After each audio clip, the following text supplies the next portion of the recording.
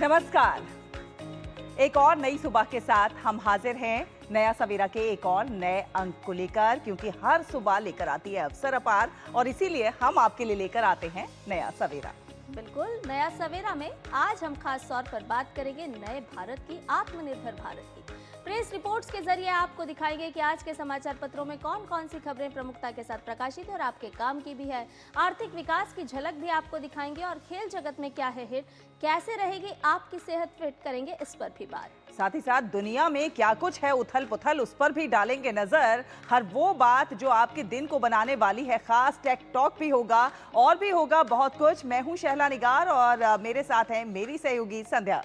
आप सभी को सुप्रभात। तो आइए नया सवेरा की कर लेते हैं शुरुआत सुर्खियों के साथ। वेनेजुएला पर अमेरिकी कार्रवाई के दौरान पकड़े गए राष्ट्रपति मादुरो को न्यूयॉर्क के डिटेंशन सेंटर लाया गया। ट्रंप ने कहा फिलहाल वेनेजुएला की कमान संभालेगा अमेरिका। वेनेजुएला पर सुरक्षा परिषद में सोमवार को होनी है बैठक।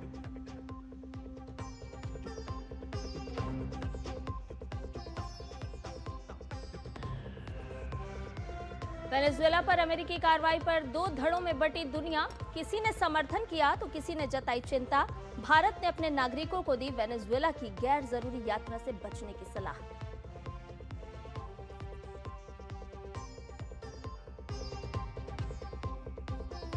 प्रधानमंत्री नरेंद्र मोदी आज वीडियो कॉन्फ्रेंसिंग के माध्यम से 72वें राष्ट्रीय वॉलीबॉल टूर्नामेंट का करेंगे उद्घाटन। प्रतियोगिता में 58 टीमें लेंगी भाग। 1000 से अधिक खिलाड़ी दिखाएंगे दमखम।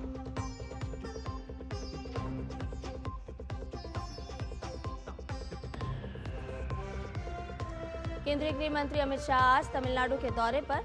तिरुचिरापल्ली में जनसभा को करेंगे संबोधित। बीजेपी राज्य कोर ग्रुप की बैठक में भी लेंगे भाग।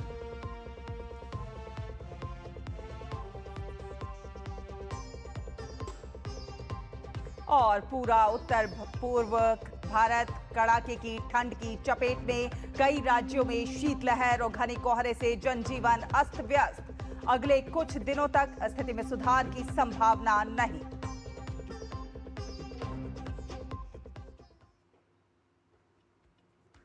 और आइए नया सवेरा की शुरुआत कर लेते हैं। आपको बता दें कि वेनेजुएला पर अमेरिकी कार्रवाई के दौरान पकड़े गए वेनेजुएला के राष्ट्रपति निकोलस मादुरो और उनकी पत्नी सिलिया फ्लोरेस को न्यूयॉर्क लाया गया है।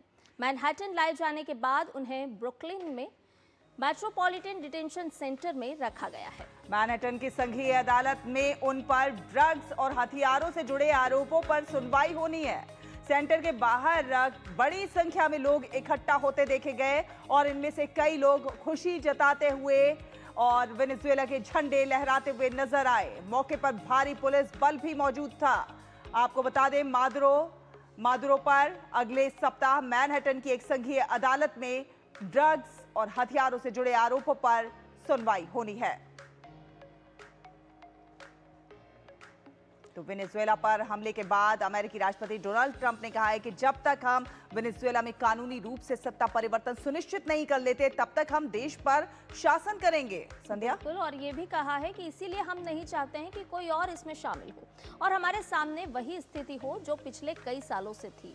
हम वेनेजुएला के लोगों के लिए शांति, आजादी और न्याय चाहते हैं। इसके साथ ही ट्रंप ने आगे ये भी कहा है कि अगर जरूरत पड़ी तो हम दूसरा और बहुत बड़ा हमला करने के लिए तैयार हैं। ट्रंप ने यह भी कहा कि जैसा कि सब जानते हैं वेनेजुएला में तेल का बिजनेस लंबे समय से पूरी तरह से फेल हो गया है।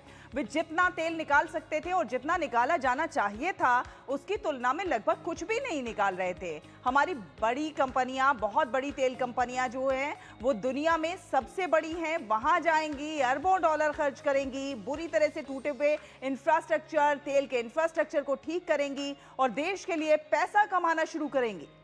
और इतना ही नहीं, ट्रंप ने कहा कि हम वेनेजुएला के लोगों को अमीर, आज़ाद और सुरक्षित बनाएंगे। गैर कानूनी तानाशाह मादुरो एक बहुत बड़े आपराधिक नेटवर्क का सरगना था जो भारी मात्रा में जानलेवा और गैर कानूनी ड्रग्स को अमेरिका में तस्करी करने के लिए जिम्मेदार था। मादुरो और उसकी पत्नी को जल्द ही अमेरिकी न्याय की पूरी ताकत का सामना करना पड़ेगा और अमेरिका में उन पर मुकदमा चलेगा। We're going to run the country until such time as we can do a safe, proper, and judicious transition. So we don't want to be involved with having somebody else get in, and we have the same situation that we had for the last long period of years. So we are going to run the country until such time as we can do a safe, proper, and judicious. तो Venezuela पर America की कार्रवाई पर संयुक्त राष्ट्र सुरक्षा परिषद ने कल एक बैठक बुलाई है। देखने वाली बात यह होगी कि इस बैठक में क्या कुछ निकलकर सामने आता हुआ नजर आता है। संयुक्त राष्ट्र महासचिव एंटोनियो गुटेरेस इसे एक खतरनाक मिसाल के तौर पर देख रहे हैं। राजनयिकों ने बताया है कि रूस और चीन के समर्थन से कोलंबिया ने 15 सदस्यीय परिषद की बैठक का अनुरोध किया था। संयुक्त राष्ट्र सुरक्षा परिषद अमेरिका और वेनेजुएला के बीच बढ़ते तनाव को लेकर 2 बार अक्टूबर और दिसंबर में बैठक कर चुके हैं। वेनेजुएला के संयुक्त राष्ट्र में राजदूत सैमुअल मोनकाडा ने सुरक्षा परिषद को एक पत्र लिखा और इसमें उन्होंने कहा कि अमेरिका का हमला एक औपनिवेशिक युद्ध है। उनका ये कहना है कि इसका मकसद वेनेजुएला की उस सरकार को गिराना है जिसे लोगों ने खुद चुना है और उसकी जगह अमेरिका के इशारे पर चलने वाली एक सरकार बिठाना है। और इतना ही नहीं, मोनकाडा ने आरोप लगाया है कि ऐसा इसलिए किया जा रहा है ताकि वेनेजुएला के प्राकृतिक संसाधनों, खासकर दुनिया के सबसे बड़े तेल भंडार को लूटा जा सके। उन्होंने ये भी कहा कि अमेरिका ने संयुक्त राष्ट्र के नियमों का उल्लंघन किया है। उनके अनुसार संयुक्त राष्ट्र चार्टर में साफ लिखा है कि कोई भी देश दूसरे देश की जमीन या उसकी राजनीतिक आजादी के खिलाफ ताकत का इस्तेमाल नहीं कर सकता है। तो अमेरिका द्वारा वेनेजुएला पर किए गए सैन्य हमले की पूरी दुनिया में इस समय संध्या चर्चा हो रही है। बिल्कुल शैला, कहें कि इस नए साल की शुरुआत अंतर्राष्ट्रीय स्तर पर कुछ ठीक होती हुई नजर नहीं आई है। और इसके साथ साथ हम अपने दर्शकों को ये भी बता दें कि राष्ट्रपति निकोलस मादुरो और उनकी पत्नी सिलिया फ्लोरेस की गिरफ्तारी के बाद दुनिया 2 धड़ों में बंट गई है। रूस और चीन ने अमेरिका की कार्रवाई की कड़ी निंदा की है, जबकि कुछ देशों और नेताओं ने वॉशिंगटन के कदम का समर्थन भी किया है। न्यूयॉर्क शहर के मेयर जोहरान ममदानी ने वेनेजुएला के राष्ट्रपति निकोलस मादुरो को पकड़ने के लिए की गई अमेरिकी कार्रवाई को एक्ट ऑफ वॉर बताया है। उन्होंने कहा है कि यह कदम अंतर्राष्ट्रीय कानून का उल्लंघन है। और वहीं चीन ने अमेरिका के इस कदम को हेजेमोनिक एक्शन करार दिया है। चीन ने कहा है कि अमेरिका ने जो किया है वो संयुक्त राष्ट्र चार्टर के मूल सिद्धांतों का उल्लंघन है और चीन इसका कड़ा विरोध करता है। वहीं रूस ने अमेरिका की कार्रवाई को सशस्त्र आक्रामकता करार दिया है। रूस के विदेश मंत्रालय ने अमेरिका के हमले की निंदा की है और संयुक्त राष्ट्र सुरक्षा परिषद की बैठक बुलाने की मांग की है। रूस ने वेनेजुएलाई राष्ट्रपति निकोलस मादुरो और उनकी पत्नी को तुरंत रिहा करने की भी मांग की है। वहीं अफ्रीकी संघ ने अमेरिका की कार्रवाई को किडनैपिंग बताया है। अफ्रीकन यूनियन ने कहा है कि वेनेजुएला की संस्थाओं पर हुए सैन्य हमलों की रिपोर्ट परेशान कर रही हैं। एयू ने अपने बयान में इंटरनेशनल लॉ, संप्रभुता और क्षेत्रीय अखंडता के प्रति प्रतिबद्धता दोहराई है। वहीं अमेरिका की कार्रवाई का कई देशों ने समर्थन भी किया है। फ्रांस, ब्रिटेन और जर्मनी ने इस कार्रवाई का समर्थन किया है। फ्रेंच प्रेसिडेंट इमैनुअल मैक्रों ने कहा कि वेनेजुएला के लोग निकोलस मादुरो की तानाशाही से मुक्त हो गए हैं। वहीं ब्रिटिश प्रधानमंत्री कीर स्टारमर ने कहा कि वो मादुरो को अवैध राष्ट्रपति मानते थे और उनके शासन के अंत पर ब्रिटेन को कोई दुख नहीं हुआ। जबकि इजराइल की बात की जाए तो इजराइल के प्रधानमंत्री बेंजामिन नेतन्याहू ने मादुरो के पकड़े जाने पर अमेरिका को बधाई दी है।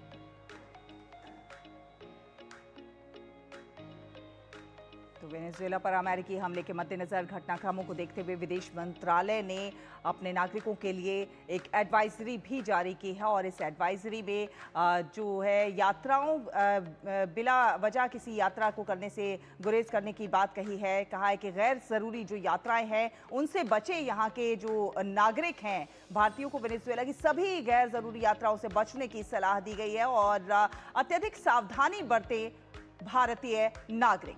बिल्कुल, और इतना ही नहीं, विदेश मंत्रालय ने अपनी एडवाइजरी में ये भी लिखा है कि वेनेजुएला में किसी भी कारण से मौजूद सभी भारतीयों को अत्यधिक सावधानी बरतने, अपनी गतिविधियों को सीमित करने और कराकस स्थित भारतीय दूतावास में उनकी ईमेल आईडी cons.caracas@mea.gov.in या फिर आपातकालीन फोन नंबर 58 के साथ 412-958-4288 व्हाट्सएप कॉल के लिए भी माध्यम अपनाए जा सकते हैं और संपर्क में रहने की सलाह भी दी जाती है। तो आपातकालीन फोन नंबर जारी किए गए हैं, साथ साथ ईमेल आईडी जारी किया गया है कि जो भारतीय नागरिक संपर्क करना चाहते हैं वो संपर्क कर सकते हैं। व्हाट्सएप कॉल के लिए भी एक व्हाट्सएप नंबर जो है वो जारी किया गया है। भारतीय नागरिकों को वेनेजुएला की सभी गैर जरूरी यात्राओं से बचने की सलाह दी गई है। संवाददाता अखिलेश सुमन हमारे साथ जुड़ रहे हैं ज्यादा जानकारी के साथ। अखिलेश, ट्रंप जो है इस पूरे जो घटनाक्रम है उसको कह रहे हैं कि ये वेनेजुएला के हक में है, वहाँ के जो नागरिक हैं उनके हित में उसे बता रहे हैं, जबकि अंतर्राष्ट्रीय स्तर पर बहुत सारे देश जो हैं इस पर चिंता भी व्यक्त कर रहे हैं। अगर अंतर्राष्ट्रीय चिंताओं के नजरिए से देखें या फिर वेनेजुएला के नागरिकों के हित के नजरिए से देखें तो किस तरह से आप इस पूरे घटनाक्रम को देखते हैं? की नाजुक स्थिति है अभी इस पूरी दुनिया में कि जिसके पास ताकत है वो किसी भी देश में घुस के किसी राष्ट्रपति को उठा सकता है। इस बात से तो यही साबित हुआ है कि जो डोनाल्ड ट्रंप ने किया है, डोनाल्ड ट्रंप ने जो कहा है, निश्चित तौर पे डोनाल्ड ट्रंप की एक जो बात है, उन्होंने जो कल रात में प्रेस कॉन्फ्रेंस की, भारतीय समय के अनुसार तकरीबन उन्होंने 10 बजे प्रेस कॉन्फ्रेंस किया, 9:30 बजे करना था। उन्होंने वेनेजुएला के लोगों के लिए एक बहुत ही हरियाली वाली तस्वीर दिखाई कि वेनेजुएला में अमेरिकी कंपनियां जाएंगी, वो बड़े पैमाने पे तेल निकालेंगी, वेनेजुएला की आधारभूत संरचना को ठीक करेंगी और उससे वेनेजुएला के लोग जो है वो काफी खुश हो जाएंगे, प्रसन्न होंगे, उनके जीवन स्तर बहुत अच्छा हो जाएगा। ये सारी बातें उन्होंने कही है। निश्चित तौर पे कोई भी अगर किसी देश में इस तरह की कार्रवाई करता है तो उसे जनता को अपने साथ रखना होता है। निश्चित तौर पे डोनाल्ड ट्रंप यही काम कर रहे हैं। क्योंकि जब भी आप किसी देश के राष्ट्रपति को उठाते हैं, उनके खिलाफ कोई कार्रवाई करते हैं अपने देश में ले आकर, तो वहां भी एक विद्रोह की संभावना, आंदोलन की संभावना होती है और किस हद तक आप उसका मुकाबला कर पाने की स्थिति में होते हैं या तो थोड़ा सा अनिश्चित होता है। इसलिए डोनाल्ड ट्रंप ने कहा कि हम वहां के विकास के लिए काम करेंगे। उन्होंने एक बात यह भी कही कि वहां की जो उपराष्ट्रपति है, उपराष्ट्रपति के साथ हो सकता है एक डील हो। उन्होंने कहा कि डील पर बातचीत चल रही है और देखते हैं कि क्या होता है। एक कोशिश यह डोनाल्ड ट्रंप करेंगे कि वो वहां के उपराष्ट्रपति को कह सकते हैं कि अमेरिका का एक एलाई बना के वहां काम करे और उससे वो कुछ करवाए जो अमेरिका चाहता है। इस बीच में जो अमेरिका, वेनेजुएला का जो सुप्रीम कोर्ट है उसने कह दिया है कि वहां की जो वाइस प्रेसिडेंट है उन्हें राष्ट्रपति का दर्जा दिया जाए, वो राष्ट्रपति के रूप में, कार्यवाहक राष्ट्रपति के रूप में काम करेंगी। तो अब वहां एक सत्ता स्थापित हो गई है, एक लेजिटिमेट पावर स्थापित हो गई है वो लोगों के जाने के बाद भी। तो अब निश्चित तौर पे डोनाल्ड ट्रंप के सामने दो ही रास्ते बचे हैं, या तो वो उनके साथ समझौता करे उपराष्ट्रपति के साथ, या फिर वो ग्राउंड फोर्सेस को भेजकर वेनेजुएला के अंदर पूरी तरह वहां की संस्थाओं पर कब्जा करे। उन्होंने जो कल इशारा किया कि हमने सोचा था कि दोबारा हमको ग्राउंड फोर्सेस भेजने पड़ेंगे, दोबारा हमला करना पड़ेगा, लेकिन शायद इसकी स्थिति नहीं आए। अब देखना होगा कि अभी जो समय है, अगले 12 घंटे का समय है, उसमें क्या होता है। क्योंकि वेनेजुएला के राष्ट्रपति, उनकी पत्नी तो अमेरिका में है, मैनहट्टन में उनके खिलाफ आंदोलन चलेगा, वो मुकदमा चलेगा, वो जेल में रहेंगे। तो इस बीच में वेनेजुएला में जो शून्यता स्थापित होगी वह किस तरह की है। और अंतर्राष्ट्रीय स्तर पर देखिए तो अंतर्राष्ट्रीय स्तर पर निश्चित तौर पर एक कह सकते हैं कि एक आशंका की स्थिति सबको नजर आ रही है। जिस तरीके से डोनाल्ड ट्रंप ने टैरिफ के शुरुआत की अपने दूसरे कार्यकाल की, कि पूरी दुनिया पे उन्होंने टैरिफ थोपा और एक तरह से टैरिफ युद्ध शुरू कर दिया।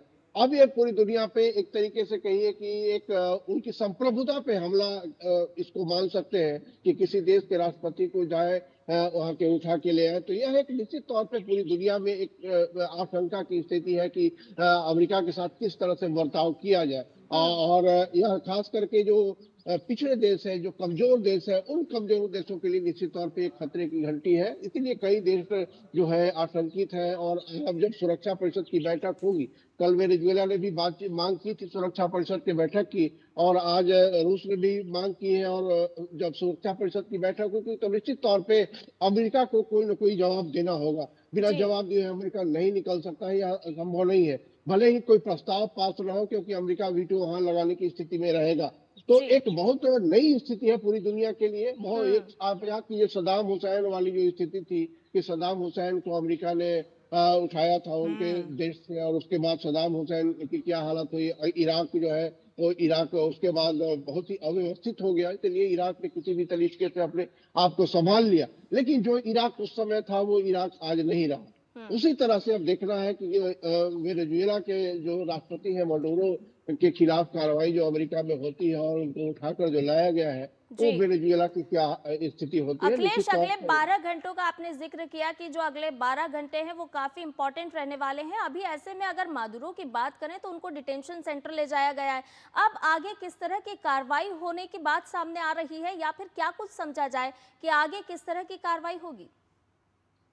देखिए, कल ही वहाँ के अटॉर्नी जनरल है, उन्होंने एक आरोपों की फहरिस्त जारी कर दी थी। सोशल मीडिया के माध्यम से उन्होंने आरोपों की फहरिस्त जारी कर दी थी। उस समय तक वेनेजुएला के राष्ट्रपति अमेरिका पहुंचे भी नहीं थे।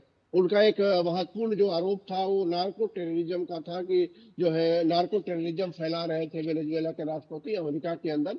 और उनका यह भी कहना था कि पूरा जो आसपास का समुद्री इलाका है उसी के थ्रू नार्को टेररिज्म चल रहा था।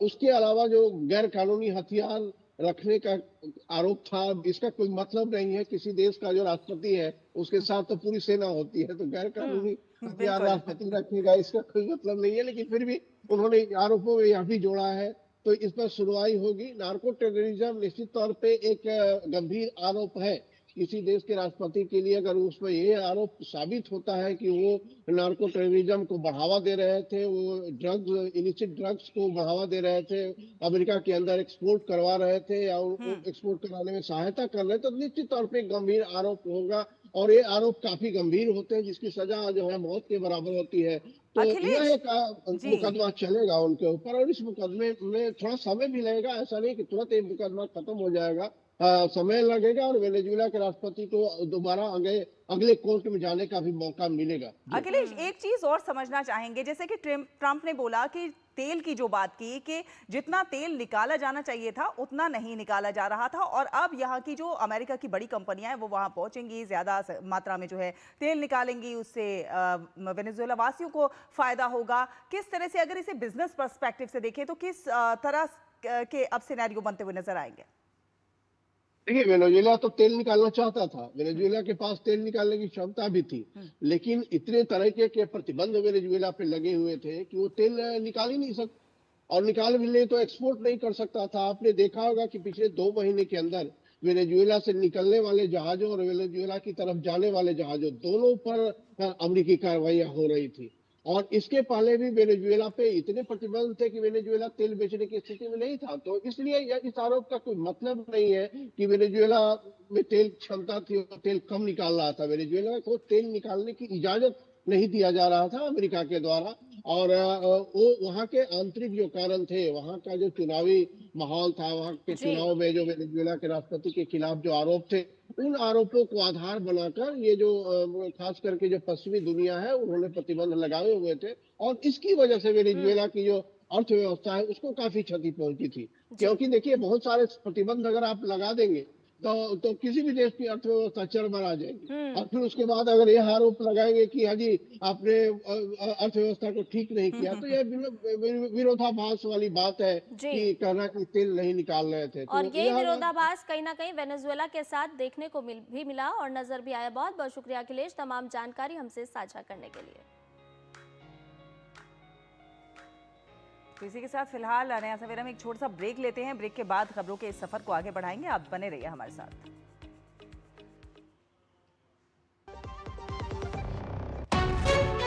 विभाग अनेक, कंप्लेंट बॉक्स 1।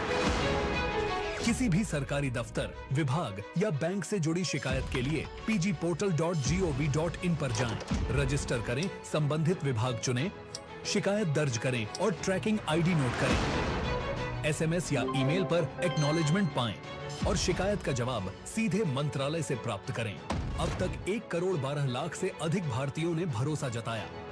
CP ग्राम्स, आपकी हर शिकायत का हल। अभी शिकायत दर्ज करें pgportal.gov.in।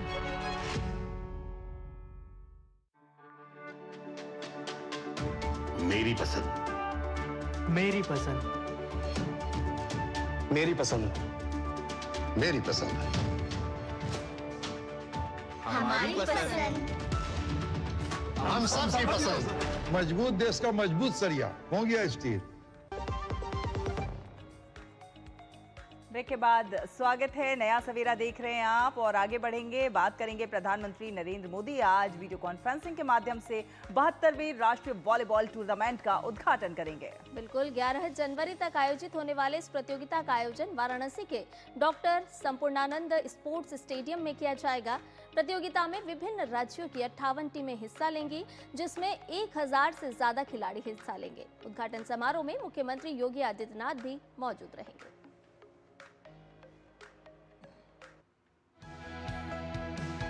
वाराणसी में 72वीं राष्ट्रीय वॉलीबॉल चैंपियनशिप का आयोजन होने जा रहा है। 4 से 11 जनवरी तक आयोजित होने वाले इस टूर्नामेंट में भारत के विभिन्न राज्यों और संस्थानों का प्रतिनिधित्व करने वाली 58 टीमें हिस्सा ले रही हैं। प्रधानमंत्री नरेंद्र मोदी वीडियो कॉन्फ्रेंसिंग के माध्यम से प्रतियोगिता का उद्घाटन करेंगे। उद्घाटन समारोह डॉक्टर संपूर्णानंद स्पोर्ट्स स्टेडियम में आयोजित किया जाएगा। मुख्यमंत्री योगी आदित्यनाथ भी इस उद्घाटन कार्यक्रम में उपस्थित रहेंगे। लगभग 40 वर्ष बाद हो रही इस प्रतियोगिता में 1000 से अधिक खिलाड़ी हिस्सा ले रहे हैं। हमारे सांसद, हमारे प्रधानमंत्री जी हैं, उन्होंने जो काशी में खेलों का एक बहुत बड़ा इंफ्रास्ट्रक्चर डेवलप किया है, सिगरा स्टेडियम हो, भारतीय क्रिकेट कंट्रोल बोर्ड का गंजारी में स्टेडियम हो, यूपी कॉलेज में टब बिछाना हो हॉकी के लिए, लालपुर हो, तो इसके काम हम लोग कराने की यहाँ पे कोशिश कर रहे हैं। सांस्कृतिक विरासत के साथ साथ खेल गतिविधियों के केंद्र के रूप में उभरता वाराणसी इस प्रतियोगिता के माध्यम से देश भर के खिलाड़ियों और खेल प्रेमियों का स्वागत करने के लिए पूरी तरह तैयार है। प्रतियोगिता में हिस्सा लेने जा रहे खिलाड़ी भी काफी उत्साहित नजर आ रहे हैं और उन्हें भरोसा है कि काशी को इस प्रतियोगिता के होने का लाभ मिलेगा। हम यहाँ सीनियर नेशनल चैंपियनशिप में काशी में आए हैं और उम्मीद करते हैं कि हमारी टीम यहाँ से अच्छा परफॉर्म करके जीत के जाए। मैं आरजू पुनिया, वुमेन टीम की राजस्थान की प्लेयर, उम्मीद करती हूँ कि हम लोग बहुत अच्छा करेंगे, हम यहाँ से जीत के जाएंगे। मैं उत्तर प्रदेश की तरफ से प्रतिभाग करी हूँ और इस बार हमारा पूरा कोशिश रहेगा कि हम यहाँ फर्स्ट पोजीशन जीते। चाह रहे हैं कि हमारा अच्छा मतलब खेल का प्रदर्शन हो और हम किसी भी मतलब फर्स्ट, सेकंड, थर्ड कोई भी प्लेस या बेस्ट 4 में हम अपना पार्टिसिपेट करें अच्छे से। वाराणसी में राष्ट्रीय वॉलीबॉल प्रतियोगिता का आयोजन शहर के खेल अवसंरचना को सुदृढ़ करने और युवाओं में खेलों के प्रति रुचि को प्रोत्साहित करने की दिशा में एक महत्वपूर्ण कदम है। ये आयोजन न केवल एथलेटिक विकास को बढ़ावा देगा, बल्कि राष्ट्रीय स्तर के प्रमुख आयोजनों की मेजबानी करने वाले शहर के रूप में वाराणसी की पहचान को भी और मजबूत करेगा। सभी प्रदेशों के टीम ने इतनी मेहनत की है कि वो इस चैंपियनशिप में पार्टिसिपेट करने काशी पहुंच चुके हैं और वो उम्मीद करते हैं कि वो अपना बेहतर करेंगे, जिससे वो कोई न कोई पदक जीत सके। Doctor Harkesh Bahadur Singh Gautam, DD news, Sampurnanand stadium, Varanasi. और वही केंद्रीय गृह मंत्री अमित शाह आज से तमिलनाडु के 2 दिन के दौरे पर रहेंगे, जहां वो कई राजनीतिक कार्यक्रमों में भाग लेंगे। केंद्रीय गृह मंत्री सबसे पहले तिरुचिरापल्ली के पुदुकोट्टई में बीजेपी प्रदेश अध्यक्ष नयनार नागेंद्रन के राज्यव्यापी राजनीतिक अभियान के समापन समारोह को संबोधित करेंगे, लिहाजा इसके लिए तैयारियां पूरी कर ली गई हैं। इसके साथ ही केंद्रीय गृह मंत्री अमित शाह आज तिरुचिरापल्ली में तमिलनाडु बीजेपी राज्य कोर ग्रुप की बैठक में भी शामिल होंगे।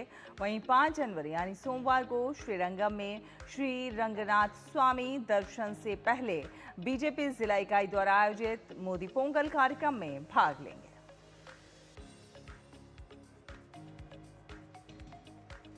और वहीं अंडमान निकोबार के दौरे पर रहे केंद्रीय गृह मंत्री अमित शाह ने कहा है कि 3 नए आपराधिक कानून वर्ष 2029 तक सत्र न्यायालय से लेकर सर्वोच्च न्यायालय तक समयबद्ध न्याय सुनिश्चित करेंगे। उन्होंने शनिवार को श्री विजयपुरम में गृह मंत्रालय की संसदीय परामर्श समिति की बैठक की अध्यक्षता की और कहा कि इन कानूनों से जांच में तेजी आ रही है। साथ साथ दोष सिद्धि की दर भी बढ़ रही है। उन्होंने जानकारी दी कि गृह मंत्रालय ने 2019 से संसदीय परामर्श समिति की 12 बैठकें की हैं, जिनके सकारात्मक परिणाम सामने आए हैं। 2021 में देश में एक भी मोबाइल फॉरेंसिक लैब नहीं थी, जबकि आज इनकी संख्या 1000 तक पहुंच गई है।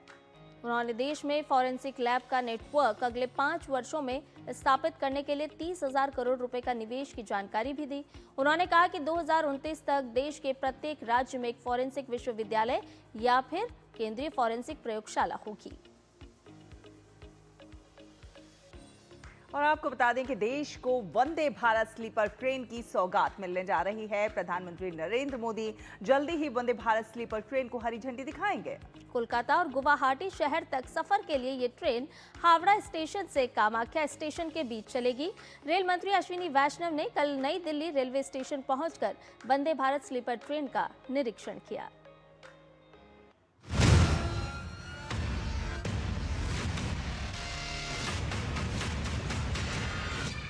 अभी तक आपने सफर किया होगा वंदे भारत चेयर कार में, अब आ रही है वंदे भारत स्लीपर। फर्क क्या है? लंबी दूरी की यात्रा के लिए ये ज्यादा आरामदायक ट्रेन है जिसकी शुरुआत जल्द होने जा रही है। देश को नए साल के पहले ही महीने में पहली वंदे भारत स्लीपर ट्रेन की सौगात मिलने जा रही है। जल्द ही पीएम मोदी इस ट्रेन को हरी झंडी दिखाकर रवाना करेंगे। कोलकाता और गुवाहाटी को जोड़ने वाली ये स्लीपर ट्रेन हावड़ा से कामाख्या के बीच चलेगी। ये ट्रेन काफी हाईटेक सुविधाओं से लैस है। यात्रियों का सफर आरामदायक रहे, इसका विशेष ध्यान रखा गया है। चार्जिंग में भी देखिए टाइप सी भी है, यूएसबी भी है और पावर प्लग भी है, तो हर तरह की सुविधा देने का एक प्रयास किया गया है। पहली स्लीपर माननीय प्रधानमंत्री जी के पूर्वोदय के संकल्प के अनुसार कोलकाता से गुवाहाटी, गुवाहाटी से कोलकाता दोनों वीक में 6 डेज यानी डेली ट्रेन चलेगी। वंदे भारत स्लीपर ट्रेन को लंबी दूरी की यात्रा को ध्यान में रखकर डिजाइन किया गया है। इस साल के आखिर तक लगभग 12 वंदे भारत स्लीपर ट्रेनें तैयार हो जाएंगी। इसका मतलब है कि साल 2026 में कुल 6 रूट पर वंदे भारत स्लीपर ट्रेन चलाई जाएगी। तो क्लाइंबिंग लैडर है, इसका विशेष ध्यान रखा गया है। एर्गोनॉमिकली डिजाइन किया गया है क्लाइंबिंग लैडर को, जैसे कि आराम से इस पे चढ़ सके। ये सपोर्ट यहाँ पे रखा गया है, ऊपर आराम से चढ़ के पैसेंजर्स को दिक्कत ना हो, उन सब चीज़ों का इसमें ध्यान रखा। विशेष ध्यान रखा गया है कि पानी के छींटे सभी एरिया में न पड़े। इस हिसाब से टॉयलेट के डिज़ाइन में बहुत अच्छे इनोवेशंस किए गए हैं। डेप्थ ज़्यादा रखी गई है, टैप ऐसी है कि बहुत ज़्यादा पानी ना आए, जितना रिक्वायर्ड है उतना ही आए। इन सब चीज़ों का विशेष ध्यान रखा गया। वंदे भारत स्लीपर ट्रेन में AC 1 में क्या खास है हम आपको दिखाते हैं। यहाँ पर इस वक्त हम केबिन में चल रहे हैं। आप देखें, जो सबसे खास बात यह है AC 1 में कि ऊपर चढ़ने के लिए यहाँ पर बाकायदा सीढ़ी दी गई है, यानी इससे कोई दिक्कत ना हो यात्रियों को, जो जिनको ऊपर सीट अलॉट होती है उनको कोई दिक्कत ना हो, इसलिए बाकायदा यहाँ पर सीढ़ी बनाई गई है। और बाकी सुविधाएं तो है ही, वो आप AC 3 में भी देखते हैं कि हर यात्री के लिए अलग से चार्जिंग पॉइंट है और बाकी सुविधाएं हैं। स्लीपर ट्रेन है तो स्लीपर कोच लगाए गए हैं। जाहिर है कि वंदे भारत स्लीपर ट्रेन नई जनरेशन की ट्रेनों की मांग को तो पूरा करेगी ही, लंबे रूट्स पर रेल यात्रियों के सफर को अधिक सुरक्षित और आरामदायक बनाएगी। शैलेंद्र मिश्र की रिपोर्ट, DD न्यूज, दिल्ली। तो रेल मंत्री अश्विनी वैष्णव ने कल नई दिल्ली रेलवे स्टेशन पर वंदे भारत स्लीपर ट्रेन का निरीक्षण किया और इस दौरान रेल मंत्री ने DD न्यूज संवाददाता शैलेंद्र मिश्र से खास बातचीत की है, वो आप देखिए। हम इस वक्त मौजूद हैं वंदे भारत स्लीपर ट्रेन में। ये सौगात मिलने जा रही है नए साल में और हमसे बातचीत करने के लिए मौजूद हैं रेल मंत्री अश्विनी वैष्णव जी। सब क्या खास है वंदे भारत एक्सप्रेस जो चेयर कार ट्रेन है और ये जो स्लीपर ट्रेन है उसमें? वंदे भारत स्लीपर माननीय प्रधानमंत्री श्री नरेंद्र मोदी जी के रेलवे को पूरी तरह से ट्रांसफॉर्म करने का जो संकल्प है उसका एक हिस्सा है, एक प्रयास है। इस ट्रेन को पूरी तरह से नए तरीके से डिजाइन किया गया है। बोगी हो, प्रोपल्शन हो, व्हीकल कंट्रोल हो, जो अंदर फर्नीचर कहते हैं इसको, जो ट्रेन के अंदर का बर्थ है, लाइटिंग है, इन सब को एक नए तरीके से डिज़ाइन किया गया है। टॉयलेट्स को नए तरीके से डिज़ाइन किया गया है। चार्जिंग में भी देखिए टाइप सी भी है, यूएसबी भी है और पावर प्लग भी है, तो हर तरह की सुविधा देने का एक प्रयास किया गया है। पहली स्लीपर माननीय प्रधानमंत्री जी के पूर्वोदय के संकल्प के अनुसार कोलकाता से गुवाहाटी, गुवाहाटी से कोलकाता दोनों वीक में 6 डेज यानी डेली ट्रेन चलेगी और इस साल करीब 12 ट्रेन बनाने का टारगेट है। 2 बन गई हैं और 10 बनेंगी, तो 10 और यानी 5 और पेयर्स इस साल स्टार्ट कर पाएंगे। तो काफ़ी एक नया अनुभव पैसेंजर्स के लिए रहेगा। काफ़ी अफोर्डेबल किराया रखा गया है। माननीय प्रधानमंत्री जी हमेशा मिडिल क्लास और गरीब कल्याण के लिए हमेशा उनका संकल्प रहता है कि हम जो भी काम करें मिडिल क्लास का वेलफेयर ध्यान में रखें और गरीब कल्याण हमारे हमेशा मन में रहना चाहिए। यही ध्यान रख के हर चीज़ का इसमें निर्णय लिए गए हैं और बहुत एक तरीके से Vande Bharat sleeper long distance यानी इंटरमीडिएट डिस्टेंस ओवरनाइट जर्नी के लिए बहुत अच्छी है। शॉर्टर डिस्टेंसेस के लिए चेयर कार और बहुत जो एक्स्ट्रा लॉन्ग डिस्टेंसेस हैं यानी 1500 किलोमीटर से ज़्यादा की, उसके लिए एक नया डिज़ाइन चल रहा है जिसको पुश पुल नाम है उसका। पुश और पुल यानी दोनों तरफ लोकोमोटिव्स लगे रहेंगे, तो वो डिज़ाइन भी बन रहा है नए रूट्स पे भी और एडिशनल जहाँ पे बहुत व्यस्त रूट्स हैं उस पर एडिशनल ट्रेन्स भी और इसमें इंट्रोड्यूस होगी। विशेष ध्यान रखा गया है कि पानी के छींटे सभी एरिया में न पड़े, इस हिसाब से टॉयलेट के डिज़ाइन में बहुत अच्छे इनोवेशंस किए गए हैं। डेप्थ ज़्यादा रखी गई है, टैप ऐसी है कि बहुत ज़्यादा पानी ना आए, जितना रिक्वायर्ड है उतना ही आए। इन सब चीज़ों का विशेष ध्यान रखा गया है। तो रेल मंत्री अश्विनी वैष्णव बता रहे थे वंदे भारत स्लीपर ट्रेन की खासियत के बारे में। ज्यादा आरामदायक, सुरक्षित ये ट्रेन है और हम देखेंगे कि 2026 में कई महत्वपूर्ण रूट्स पर ये ट्रेन चलेगी। सबसे पहली सौगात मिलने जा रही है कोलकाता गुवाहाटी के बीच। कैमरामैन विनोद ओझा के साथ शैलेंद्र मिश्र, डीडी न्यूज, दिल्ली। और वहीं राष्ट्रीय जांच एजेंसी यानी कि एनआईए ने छत्तीसगढ़ के बीजापुर में जिला पुलिस के एक गोपनीय सैनिक की हत्या के मामले में सीपीआई माओवादी के 4 और कार्यकर्ताओं के खिलाफ आरोप पत्र दायर किया है। आरोपियों की पहचान राजू कुरसम, सुक्कू कुरसम, शंकर कुरसम और मन्नू कुरसम के रूप में हुई है। इस मामले में अब तक कुल 8 आरोपियों पर आईपीसी और यूएपीए की धाराओं के तहत आरोप तय किए जा चुके हैं। वहीं निर्वाचन आयोग ने रोल ऑब्जर्वर और आईएएस अधिकारी सी मुरुगन पर हुए हमले के मामले में पश्चिम बंगाल के डीजीपी से विस्तृत रिपोर्ट मांगी है। आयोग ने यह रिपोर्ट मंगलवार शाम 5 बजे तक सौंपने के निर्देश दिए हैं। पत्र में आयोग ने कड़े सवाल पूछते हुए कहा है कि पुलिस को पूर्व सूचना दिए जाने के बावजूद रोल ऑब्जर्वर को सुरक्षा क्यों नहीं मिली। आयोग ने यह भी पूछा है कि मेराघाट जैसे संवेदनशील इलाके में पर्याप्त सुरक्षा व्यवस्था क्यों नहीं की गई जहां यह हमला हुआ था। चुनाव आयोग ने आगे निर्देश दिया है कि भविष्य में जब भी रोल ऑब्जर्वर किसी संवेदनशील क्षेत्र का दौरा करें तो उनकी सुरक्षा के लिए वहां पर पर्याप्त पुलिस बल तैनात किए जाएं। साथ साथ संबंधित चुनाव अधिकारी की सुरक्षा की जिम्मेदारी एक वरिष्ठ अधिकारी के पास रहेगी। इस पूरे मामले में राज्य पुलिस से रिपोर्ट का इंतजार किया जा रहा है ताकि घटना की पूरी जानकारी मिल सके और भविष्य में ऐसी स्थिति से बचा जा सके। चुनाव आयोग के खिलाफ तृणमूल कांग्रेस द्वारा आम जनता को गुमराह किए जाने के आरोप एक बार फिर से गलत साबित हुए हैं। आम जनता की सुविधा के लिए चुनाव आयोग ने राज्य के 12 जिलों में 160 नए सुनवाई केंद्रों को मंजूरी दी है। दूरदराज और दुर्गम इलाकों के मतदाताओं की परेशानी को देखते हुए ये फैसला लिया गया है। आयोग ने सभी केंद्रों पर सुरक्षा, पारदर्शिता और निष्पक्ष सुनवाई सुनिश्चित करने के भी निर्देश दिए हैं।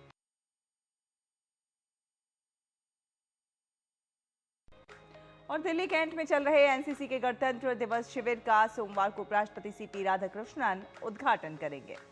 इस शिविर का समापन आगामी 28 जनवरी को प्रधानमंत्री रैली के साथ होगा। इस शिविर में देश भर से करीब 2500 कैडेट्स हिस्सा ले रहे हैं।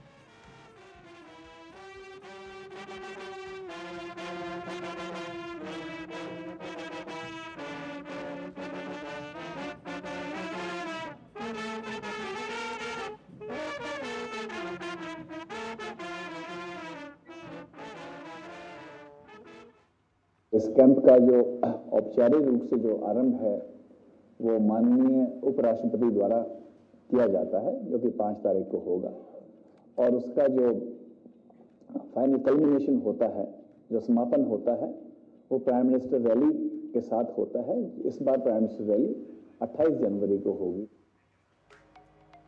और दिल्ली पहुंचकर कितने उत्साहित हैं ये सभी कैडेट्स, इस पर डीडी न्यूज के वरिष्ठ संवाददाता गिरीश निशाना ने इनसे खास बातचीत की है, आपको सुनवाते हैं।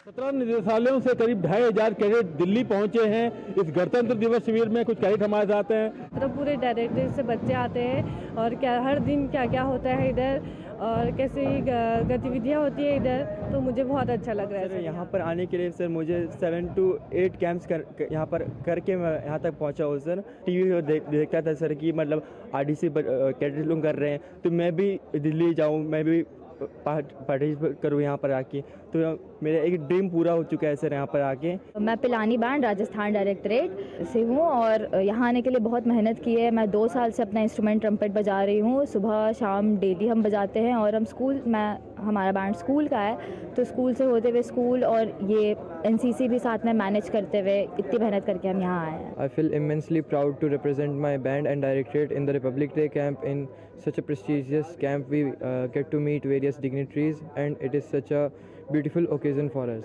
बिहार के बॉर्डर इलाके जोगबनी से हूँ, तो मुझे यहाँ आकर बहुत खुशी और बहुत प्राउड फील हो रहा है कि मैं आज यहाँ तक पहुँच पाई हूँ। आरडीसी रिपब्लिक डे कैंप, जो कि हर एक एनसीसी कैडेट का सपना होता है कि वो यहाँ आए और मार्च कर सके, और ये मेरे लिए बहुत ही प्राउड मोमेंट है और मेरे फैमिली के लिए, मेरे डायरेक्टरेट के लिए, हर एक शख्स के लिए जो मेरे साथ है, तो उसके लिए भी ये बहुत प्राउड मोमेंट है कि वो उनको भी ऐसा लगेगा कि उनकी तरफ से कोई तो गया और मैं अपने फैमिली की फ़र्स्ट ऐसी लड़की हूँ जो आर्मी में जा रही हूँ, तो मेरे फैमिली को भी बहुत प्राउड फील हो रहा है मेरे ऊपर। तो ये कैडेट काफ़ी उत्साहित हैं दिल्ली पहुंचकर, क्योंकि करीब 20 लाख कैडेटों में से मौका मिला है करीब 2500 कैडेटों को इस गणतंत्र दिवस शिविर में आने का, और उसमें से अलग अलग गतिविधियों में अब ये कैडेट चयनित होंगे। कैमरामैन आनंद कश्यप के साथ गिरीश निशाना, डीडी न्यूज, दिल्ली। और राष्ट्रीय कैडेट कोर के गणतंत्र दिवस शिविर में राजस्थान निदेशालय के कैडेट्स की अद्भुत प्रस्तुति हर किसी को अपनी ओर आकर्षित कर रही है। जी हां, राजस्थान के 3 दुर्लभ लोक वाद्य यंत्र यानी कि भापंग, खड़ताल और मोरचंग पर कैडेट मोती खान, राजू खान और जफर खान संगीत की एक से बढ़कर एक धुनें निकाल रहे हैं। बिल्कुल, तो किस तरह से बने हुए ही आकर्षण का केंद्र बता रहे हैं डीडी न्यूज के वरिष्ठ संवाददाता गिरीश निशाना।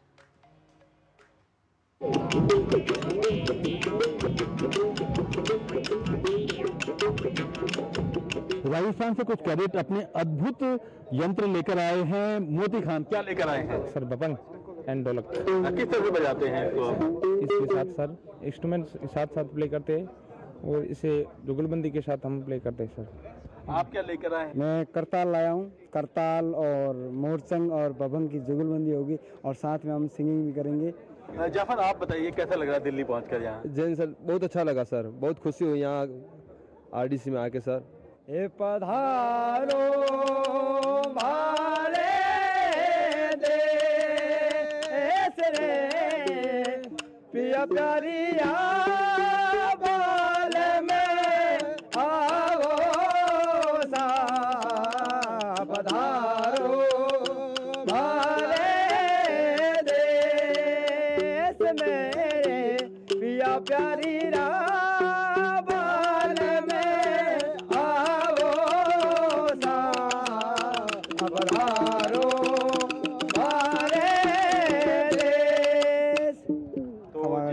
राजस्थान के ये कैडेट आए हैं। इसी तरह की अद्भुत प्रतिभा आपको रिपब्लिक डे कैंप 2026 में यहाँ एनसीसी के कैंप में देखने को मिल सकती है। कैमरामैन आनंद कश्यप के साथ गिरीश निशाना, डीडी न्यूज, दिल्ली। और आज पूरी दुनिया विश्व ब्रेल दिवस मना रही है। ये दिन उन लाखों दृष्टिबाधित लोगों को समर्पित है जिनके लिए ब्रेल लिपि शिक्षा, आत्मनिर्भरता और सम्मान का माध्यम है। ब्रेल सिर्फ पढ़ने लिखने का तरीका नहीं, बल्कि एक नई दुनिया से जुड़ने का जरिया है। तो देखिए हमारी संवाददाता मनीषा शर्मा की एक खास रिपोर्ट।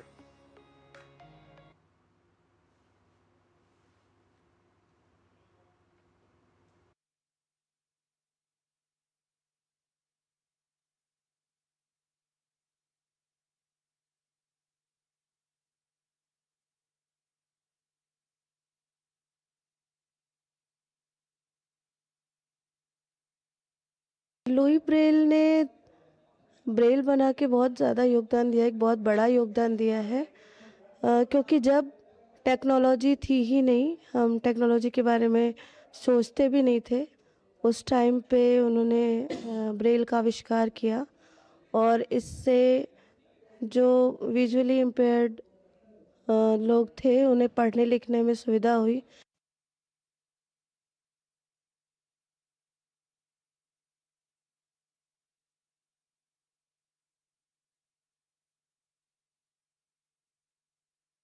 मेरी सारी पढ़ाई में मतलब जितना भी वर्क है सब मैं ब्रेल में करती हूँ। और रीडिंग तो मतलब मुझे ब्रेल बुक्स रीड करने का बहुत ज़्यादा शौक है, तो मुझे बुक्स भी रीड करना बहुत पसंद है। सरकार को भी यह ज्ञात होने लगा है कि एक दृष्टिहीन बच्चा भी पढ़ सकता है, और इस चीज़ को देखते हुए सरकार ने बहुत सारे कार्यक्रम आयोजन किए, जैसे विद्यालय में स्पेशल बच्चों के लिए ब्रेल बुक प्रोवाइड करवाना, ब्रेल, स्टाइलर, शीट, स्टिक जिसे हम केन भी कहते हैं, ये सभी चीज़ें अब धीरे धीरे वो प्रोवाइड करवा रही है।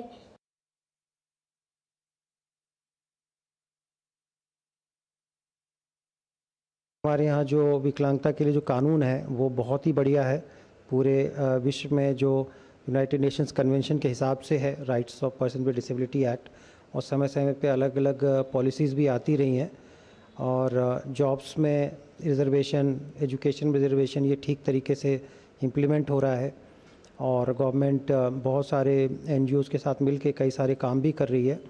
बहुत सारे गवर्नमेंट के स्कूल्स और ट्रेनिंग सेंटर्स भी तो हैं ही हैं। और ओवरऑल एक माहौल बनाने की भी रिसेंट टाइम्स में कोशिश देखी गई है।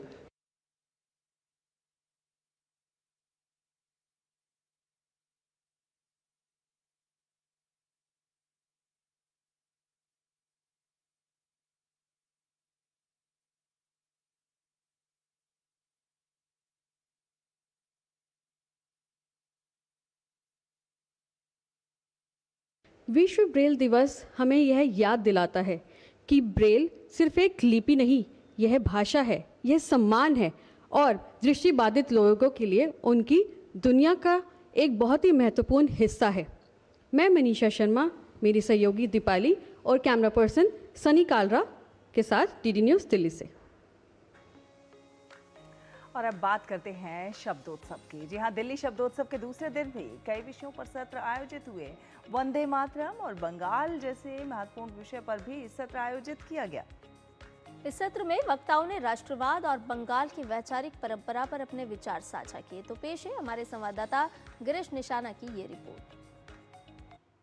दिल्ली के मेजर ध्यानचंद नेशनल स्टेडियम में 3 दिवसीय दिल्ली शब्दोत्सव के दूसरे दिन कई विषयों पर सत्र आयोजित किए गए। इनमें वंदे मातरम और बंगाल जैसे महत्वपूर्ण विषयों पर वक्ताओं ने अपने विचार साझा किए। शब्दोत्सव के अंतर्गत आयोजित चौथे सत्र वंदे मातरम और बंगाल पर वरिष्ठ पत्रकार और सूचना और प्रसारण मंत्रालय के वरिष्ठ सलाहकार कंचन गुप्ता की गरिमामयी उपस्थिति में राष्ट्रवाद, सांस्कृतिक चेतना और बंगाल की वैचारिक परंपरा पर सार्थक विचार विमर्श किया गया। बंगाल की जो राजनीतिक स्थिति है बहुत ही गंभीर है, आर्थिक स्थिति गंभीर है, वहाँ की जो सामाजिक स्थिति है वो गंभीर है, और इस पर तुरंत अगर बदलाव नहीं आता है तो राज्य की स्थिति और दशा और भी खराब होने वाली है। चुनाव आने वाले हैं, चुनाव होने वाले हैं, ये चुनाव जो है वो निर्भय होना चाहिए, निष्पक्ष होना चाहिए, और जो वहाँ के लोग हैं उनको कोई डर के बिना वोट देने की सुविधा मिलना चाहिए। और अगर ये होता है तो वहाँ पर स्थिति बदलेगी, सरकार बदलेगी तो स्थिति बदलेगी, अगर सरकार नहीं बदली तो स्थिति और बिगड़ेगी। रविवार को दिल्ली शब्दोत्सव का तीसरा और आखिरी दिन रहेगा। तीसरे दिन संघे शक्ति कलयुगे, देश की आंतरिक और बाह्य सुरक्षा पर उद्बोधन, ऑब्जेक्शन मिलॉर्ड, जेन जी डायलॉग्स, विकसित भारत के सारथी और भारत की भारतीय अवधारणा विषयों पर सत्र आयोजित किए जाएंगे। गिरीश निशाना की रिपोर्ट, DD न्यूज़ दिल्ली। और अब बात कर लेते हैं मौसम की, क्योंकि उत्तर पूर्व भारत में कड़ाके की सर्दी का दौर जारी है। सर्दी, शीतलहर और घने कोहरे से जनजीवन अस्त व्यस्त है। दृश्यता कम होने से सड़क और रेल यातायात भी प्रभावित हो रहा है। दिल्ली से चलने वाली कई ट्रेन देरी से चल रही हैं।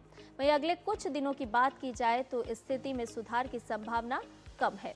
देश के अधिकांश इलाकों में लोग सर्दी से बचने के लिए अलाव और रात में रैन बसेरे की शरण ले रहे हैं। मौसम विभाग ने दिल्ली, हरियाणा, पंजाब, चंडीगढ़ और उत्तर प्रदेश में 9 जनवरी तक के लिए घने कोहरे का रेड अलर्ट जारी किया है। हिमाचल प्रदेश के कुछ एक इलाकों में शीतलहर और उत्तराखंड में पाला पड़ने का अनुमान है, तो वहीं बिहार के कुछ एक इलाकों में सोमवार तक कड़ाके की ठंड रहने का अनुमान है। इसके अलावा बात की जाए पंजाब, हरियाणा, पश्चिमी और पूर्वी राजस्थान में अगले कुछ दिनों तक कुछ जगहों पर शीतलहर चलेगी।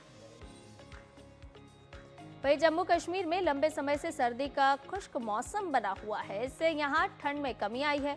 घाटी के बड़े हिस्सों में अभी लोगों को बर्फबारी का हालांकि इंतजार है। वहीं उत्तराखंड की बात की जाए तो पहाड़ों की रानी मसूरी में ठंडी हवाएं चलने से कड़ाके की ठंड पड़ रही है। मौसम विभाग के अनुसार जनवरी के पहले सप्ताह में मौसम में बदलाव की संभावना है। तो बढ़ती ठंड और कोहरे का असर हवाई सेवाओं पर भी पड़ रहा है। कुछ फ्लाइट्स देरी से चल रही हैं तो कुछ के कैंसिल होने से यात्रियों की चिंताएं और दिक्कतें जो है बढ़ती जा रही हैं। और ऐसे में अब इंडिगो और स्पाइस जेट दोनों एयरलाइंस ने मुसाफिरों के लिए एडवाइजरी जारी की है। स्पाइस जेट ने अपने सोशल मीडिया अकाउंट पर पोस्ट शेयर कर यात्रियों से अनुरोध किया है कि वो स्पाइस जेट के ऑफिशियल वेबसाइट पर अपनी फ्लाइट का स्टेटस चेक करते रहें। और इसके साथ इंडिगो ने भी सोशल मीडिया के जरिए कहा है कि अगर अगरतला, भुवनेश्वर, गुवाहाटी, इंदौर, रांची और उदयपुर में कम विजिबिलिटी और कोहरे के कारण फ्लाइट शेड्यूल प्रभावित हो सकता है, लिहाजा उन्होंने वेबसाइट या फिर ऐप के जरिए अपनी फ्लाइट के स्टेटस के बारे में अपडेट रहने की अपील मुसाफिरों से की है। रुकेंगे एक छोटे से ब्रेक के लिए। ब्रेक के उस पार वापस आएंगे तो बात होगी प्रास रिपोर्ट की। सुनो, एक अच्छी इंश्योरेंस पॉलिसी एआई से पूछते हैं। एक ऐसी पॉलिसी जिसमें प्रीमियम पेमेंट हो लिमिटेड पर इनकम आती रहे लाइफ टाइम। LIC का जीवन उत्सव। एक ऐसी पॉलिसी जो दे होल लाइफ इंश्योरेंस कवर भी। LIC का जीवन उत्सव। वाओ, चलो तो LIC की जीवन उत्सव पॉलिसी ही लेते हैं। मैं भी तुमसे यही कह रही थी। LIC का जीवन उत्सव। लाइफ टाइम सेलिब्रेशन मनाइए LIC के जीवन उत्सव के साथ। फ्यूचर सेट है। जब धरती चीर कर निकलता है लोहे का पत्थर और मिलता है मोंगिया के जोश से, फिर तपता है, पिघलता है और बनता है फौलाद। अब होता है सरिया सारी खूबियों के साथ। मोंगिया स्टील, मजबूत देश का मजबूत सरिया। और ब्रेक के बाद नया सवेरा में आपका एक बार फिर से स्वागत है। और आइए अब आपको बता देते हैं कि आज के समाचार पत्रों में कौन कौन सी खबरें प्रमुखता के साथ प्रकाशित हैं। तो चलिए सबसे पहले नजर डाल लेते हैं। ये हम दैनिक जागरण समाचार पत्र से खबर ले रहे हैं और खबर है कि अब बिस्तर पर पड़े जो लाचार मरीज हैं वो भी एक तरह से सामान्य जीवन जी सकेंगे। जी हाँ, रीढ़ की गंभीर चोट या फिर लकवे की वजह से बिस्तर पर कई लोग आ जाते हैं और उनके लिए अब एक उम्मीद की किरण जगी है, क्योंकि टेस्ला और स्पेसएक्स संस्थापक एलन मस्क ने दावा किया है कि उनकी brain computer interface company Neuralink के ब्रेन इम्प्लांट के जरिए भविष्य में रीढ़ की गंभीर चोट झेल रहे लोगों के पूरे शरीर की कार्य क्षमता बहाल कर सकती है। जी हां, मस्क के अनुसार ये तकनीक भौतिकी के लिहाज से पूरी तरह से संभव है। स्वास्थ्य जगत में मस्क की कंपनी की उपलब्धि को मील का पत्थर माना जा रहा है, क्योंकि एलन मस्क की कंपनी न्यूरालिंक ने बनाया है चिप। स्वास्थ्य जगत में ये चिप एक उपलब्धि के तौर पर देखा जा रहा है। और अगली खबर आपको बता देते हैं, यह है शिक्षा क्षेत्र से जुड़ी हुई और सभी विद्यार्थियों के काम की। जी हां, CUET UG 2026 इस बार 2 महीने पहले इसका प्रोसेस शुरू कर दिया गया है। एग्जाम पैटर्न में हालांकि किसी तरह का कोई बदलाव नहीं रहेगा और 11 से 31 मई तक इसका एग्जाम होगा। आपको बता दें कि कॉमन यूनिवर्सिटी एंट्रेंस टेस्ट जो होता है CUET UG 2026 के लिए इस बार रजिस्ट्रेशन प्रोसेस जल्दी शुरू किया गया है। 3 जनवरी से लेकर 30 जनवरी तक इसके लिए आवेदन किए जा सकते हैं। इसके अलावा इस बार एग्जाम का पैटर्न किस तरह का रहेगा वो भी खबर बता रही है, तो ज्यादा जानकारी के साथ इस खबर को भी पढ़ सकते हैं। 2026 का एग्जाम पैटर्न लगभग 2025 जैसा ही रहने वाला है। परीक्षा कंप्यूटर बेस्ड टेस्ट मोड में होगी और हर पेपर 1 घंटे का होगा और हर पेपर में 50 सवाल पूछे जाएंगे, यानी कि 1 घंटे का होगा पेपर और 50 क्वेश्चन होंगे और सभी क्वेश्चंस कंपलसरी होंगे। और अगली खबर हम ले रहे हैं हिंदुस्तान समाचार पत्र से, जिसमें वेनेजुएला की क्या कुछ स्थिति है इसके बारे में बताया गया है। अमेरिका और वेनेजुएला के बीच जो संघर्ष की स्थिति है, ऐसे में वेनेजुएला के पास तेल भंडार कितना बड़ा है इसके बारे में इसमें प्रकाशित किया गया है। तेल भंडार का 5वां हिस्से वाला देश है वेनेजुएला। जी हाँ, वेनेजुएला के पास दुनिया का सबसे बड़ा प्रमाणित कच्चा तेल भंडार है। ये सऊदी अरब और ईरान जैसे देशों से भी कहीं ज्यादा अधिक है। अमेरिकी ऊर्जा सूचना प्रशासन के अनुसार वेनेजुएला के पास 303 अरब बैरल कच्चे तेल का विशाल भंडार है, जो दुनिया के कुल भंडार का लगभग 5वां हिस्सा है। तो इसमें यह भी प्रकाशित किया गया कि कौन देश हैं, कितना तेल खरीदते हैं, किसको इससे ज्यादा नुकसान हो सकता है, किन्हें ज्यादा फायदा हो सकता है। इस तनाव से कच्चे तेल की कीमतों में किस तरह से उतार चढ़ाव संभव है, ये इस रिपोर्ट में प्रकाशित किया गया है। और इसके साथ ही अगली खबर आपको बता देते हैं, जो कि एक रिपोर्ट के माध्यम से प्रकाशित है। एक अध्ययन है जो बता रहा है कि वर्ष 2025 में प्रदूषण का 65% हिस्सा बाहर से आया। जी हाँ, 35% का कारण स्थानीय स्रोत रहे हैं। तो वर्ष 2025 में दिल्ली के वायु प्रदूषण का लगभग 65% हिस्सा शहर के बाहर से आया है, ये अध्ययन बता रहा है। और इसमें यह भी दावा किया गया है कि centre for research on energy and clean air के एक विश्लेषण बता रहा है कि निर्णय समर्थन प्रणाली के शीतकालीन आंकड़ों से पता चलता है कि 2025 में राष्ट्रीय राजधानी में बाहर से आने वाला प्रदूषण स्थानीय उत्सर्जन से ज्यादा था। सर्दियों के मौसम के दौरान प्रदूषण के स्रोत के आंकड़ों से पता चलता है कि दिल्ली के PM 2.5 प्रदूषण में वाहनों से होने वाले उत्सर्जन का योगदान लगभग आधा है, जो उद्योग निर्माण और अन्य दहन स्रोतों से होने वाले योगदान से कहीं अधिक था। फिर भी दिल्ली की सीमा के पार प्रदूषण स्थानीय प्रदूषण में समग्र रूप से प्रमुख कारक बना रहा। तो ये तो देखिए आपने प्रेस रिपोर्ट्स, और आइए अब रुख कर लेते हैं खेल जगत की खबरों का स्पोर्ट्स ट्रैक पे।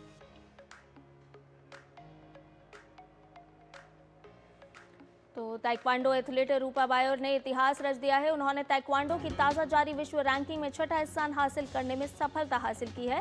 रूपा ने एशिया में पहला स्थान हासिल किया है और इसी के साथ वो ये उपलब्धि हासिल करने वाली पहली भारतीय बन गई है।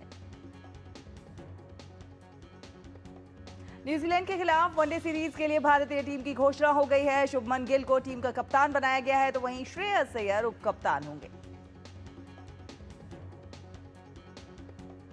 तमिलनाडु के ड्रैगन्स और हैदराबाद तूफान्स के बीच खेला गया पुरुष हॉकी इंडिया लीग का उद्घाटन मैच 3-3 की बराबरी पर समाप्त हुआ।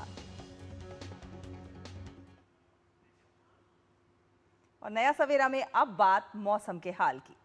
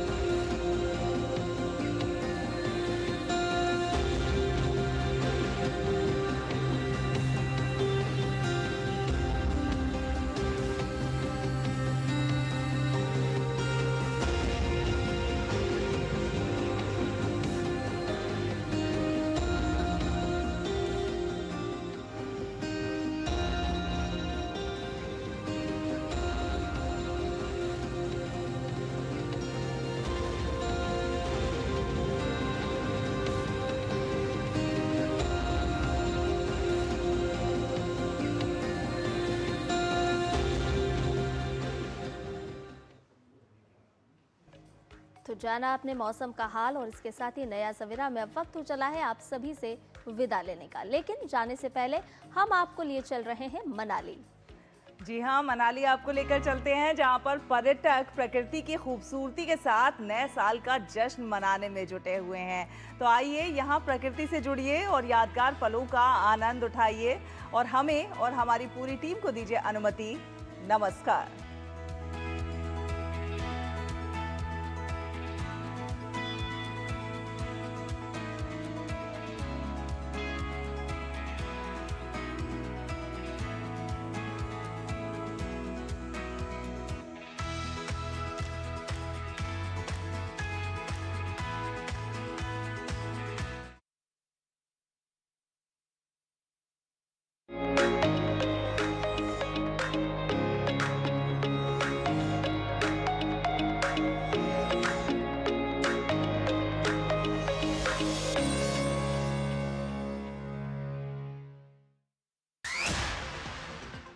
वेनेजुएला